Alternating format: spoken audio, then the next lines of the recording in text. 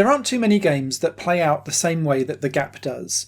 It plays out closer to a film than it does to a game at times, but it's not a walking simulator. It's a mystery adventure that plays out cinematically like a movie, but you are very much in control of what is going on in the game, actively participating in solving puzzles and mysteries so that you can then advance the plot and see which ending you're going to gravitate towards. In the Gap, you play as Joshua, who, along with his family, have a rare neurological condition, and it means that you're kind of losing your memories slowly over time. What Joshua is trying to do is to hold on to his memories by exploring parallel realities through the concept of déjà vu. So as you wander around your apartment, where there's lots of clues everywhere to try and help you remember what you've forgotten, those photos or bits of furniture or the bathroom or whatever it is that's going on that you've wandered into has lots of interactive objects that can trigger a déjà vu event where you feel like you've been there before. And this then lets you jump into alternate parallel realities at different points in time. And so what you're doing is time hopping to piece together different puzzles to help Joshua in the now understand what on earth has just happened to him, so that maybe he could either find the cure for his condition or at very least understand what on earth is going on with his brain. It's a fascinating concept, and it's one that plays around with time travel and parallel realities in a really fun way that keeps you guessing, because you see nuances of things in one reality and then you'll hop to another one and then realise the significance of what you was looking at maybe in a previous one where something's gone slightly differently.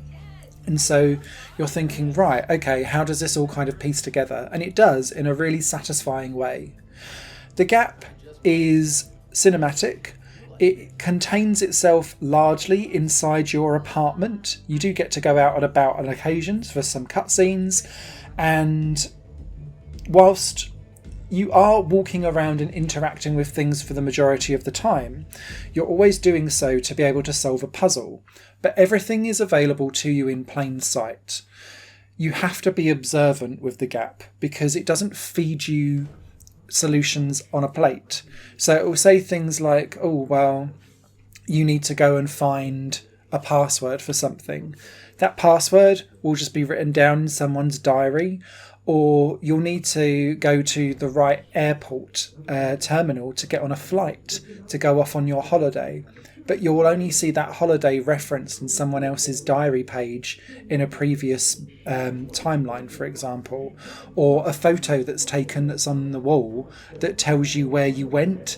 It's that kind of environmental puzzle solving and storytelling that the Gap really leans into and does exceptionally well.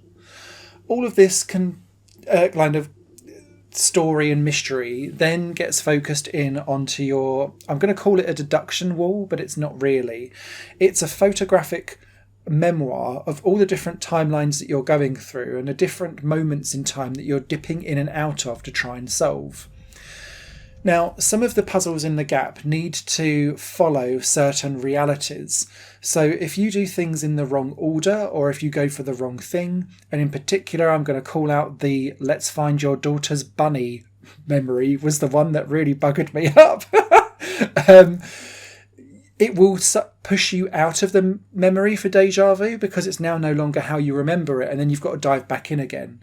And so if you aren't paying attention, as I wasn't with the bunny rabbit, then you will absolutely get stuck in a bit of a loop trying to force your way through potentially to a solution.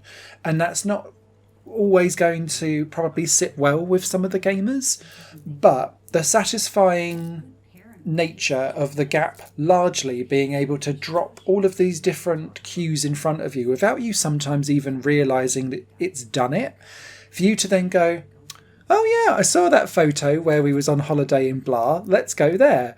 It all cues together, and it's so cleverly done and subtle that it doesn't slap you around the face and go, hey, I'm a cue, learn me, think of me, remember me, as you go through the game.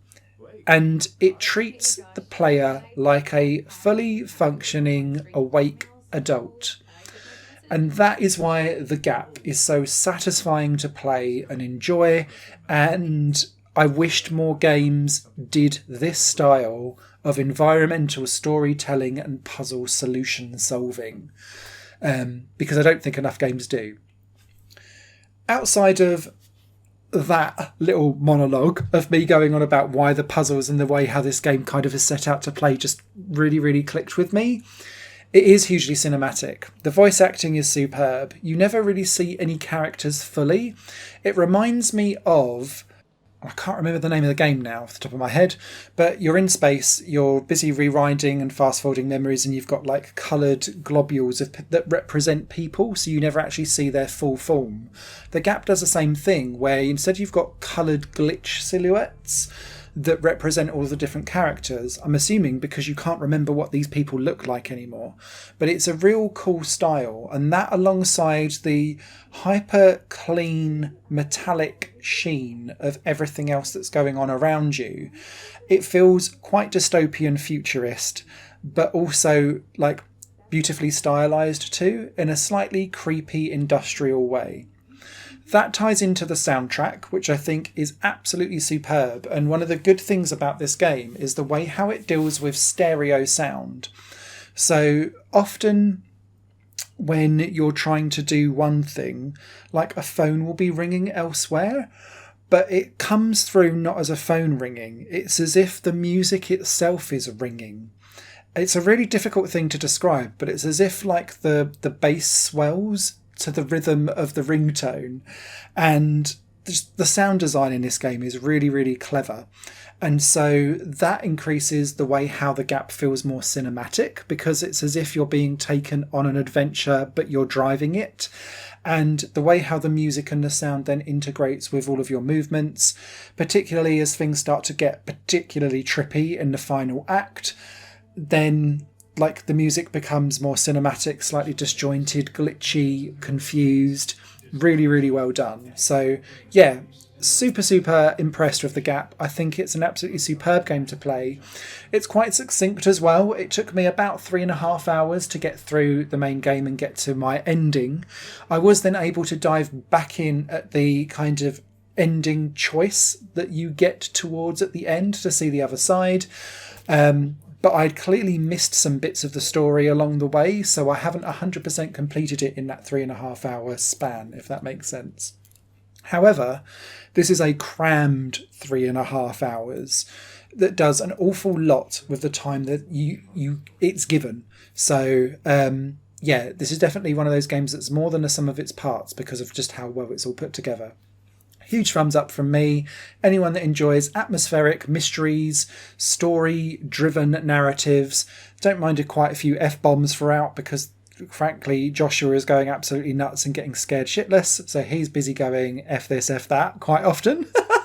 But you're along for the ride, and it's a gripping thriller at that. So The Gap, 2 hearty thumbs up from me. Fab game. Add it to your wish list if you're not buying it immediately. Take care. Higher Plane Games is part of the Higher Plane Network, a completely independent media outlet supported by people like you.